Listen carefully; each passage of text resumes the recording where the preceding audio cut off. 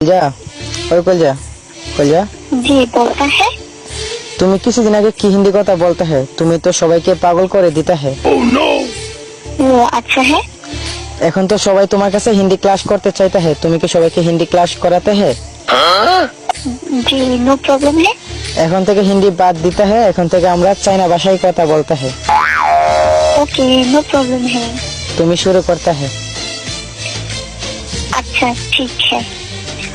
सब काम के ওয়াল্লাহ এটা তুমি কি চাইনা ভাষা বলতে है এখন তো আমি নিজেই পাগল হয়ে যাইতে है ও আচ্ছা হ্যাঁ এটা মানে হচ্ছে তোমার ওকে কতটুকু ভালোবাসা।